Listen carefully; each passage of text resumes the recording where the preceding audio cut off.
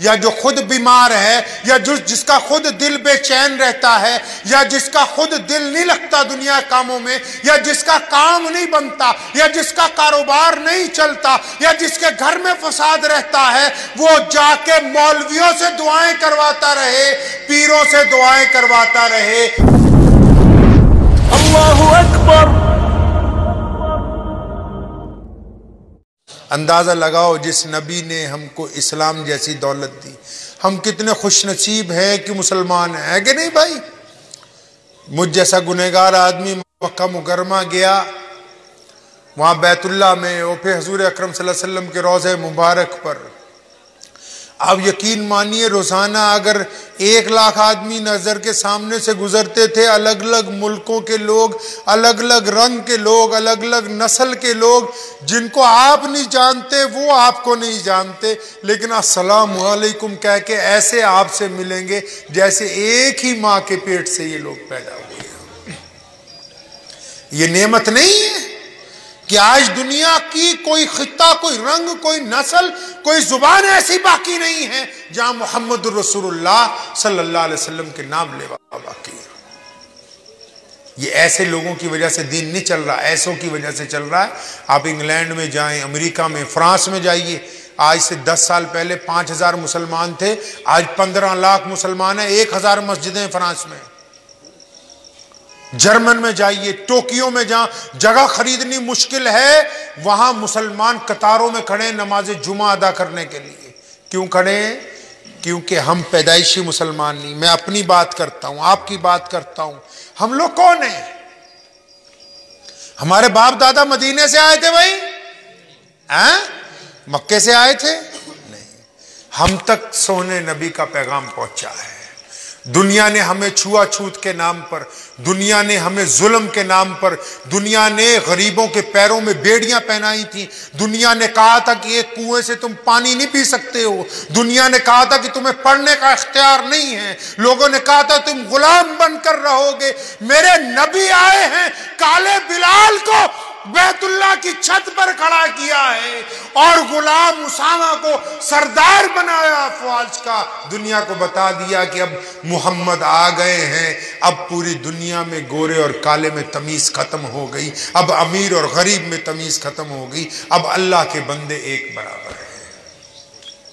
اب بھی جو مسلمان بھی سن لو دھیان سے، جاتے جاتے آخری بات بتا دوں، اگر کسی مسلمان بھائی کو یہ غلط فہمی ہے کہ میری ذات بڑی اونچی، میں بہت اونچا ہے، میری ذات اونچی ہے، میرا مال بہت زیادہ ہے، میں بڑا تکڑا ہے، اگر کسی کو غلط فہمی ہے نا کہ 4 پیسے زیادہ آ گئے کہ میں اونچا ہوں، میری برادری اونچی ہے، میری ذات اونچی ہے، میرا رنگ اچھا ہے، اور میں کسی دوسری برادری والے کے ساتھ بیٹھ کے کھانا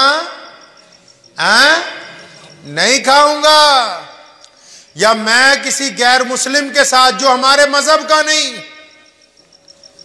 جو ہمارے مذہب کا نہیں، جو محمد رسول اللہ کے مذہب کا نہیں، میں اس کے ساتھ بیٹھ کے کھانا نہیں کھا سکتا، اس کا جھوٹا پانی نہیں پی سکتا۔ لکھ کے لے جاؤ، جو بندہ کسی کے ساتھ مذہب کی بنیاد پر نفرت رکھتا ہو، وہ سید بنے، پٹھان بنے، انصاری بنے، قریشی بنے، سنی بنے، دیوبندی بنے، جو مرضی بنے، وہ کلمہ لا الہ الا اللہ محمد الرسول اللہ پڑھنے والا محمد الرسول اللہ کا مسلمان نہیں بن سکتا ہے، نہیں بن سکتا ہے وہ مسلمان۔ جس مرضی مفتی سے جا کے فتویٰ لے لو، میرے نبی آئے دنیا سے نفرتیں ختم کرنے، میرے نبی آئے دنیا میں محبتیں بانٹنے کے لیے۔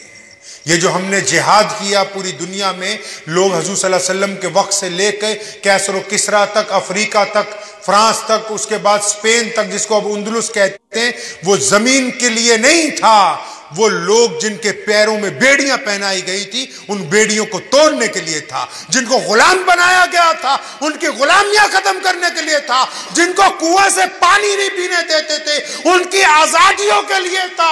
اللہ کے رسول نے انسانوں کو آزادی عطا کی ہے۔ یہ کیسے ہو سکتا ہے کوئی بندہ کہے کہ میں رسول والا ہوں اور پھر وہ انسانوں سے نفرت کرتا ہو؟ جو رسول والا ہو وہ نفرت کر نہیں سکتا۔ کسی قیمت پر وہ نفرت نہیں کر سکتا۔ ہمارا ایک ہی مقصد ہے دنیا میں، کلمہ لا الہ الا اللہ محمد الرسول اللہ کو اپنی زندگی میں اتارنا ہے۔ اتاریں گے بھائی؟ کیسے؟ ہم سب اپنی جگہ اسلام کی تصویر ہیں۔ کیا ہے بھائی؟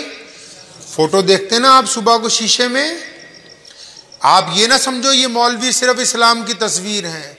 کوئی مسلمان بچہ ہو، بوڑھا ہو، جوان ہو، عورت ہو، مرد ہو، یہ سب اسلام کی تصویر ہے۔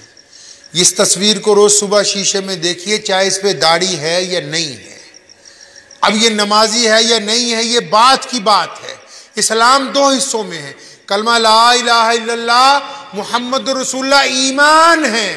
کیا ہے یہ؟ ایمان ہے۔ نماز، روزہ، حج، زکوٰۃ یہ اعمال ہیں۔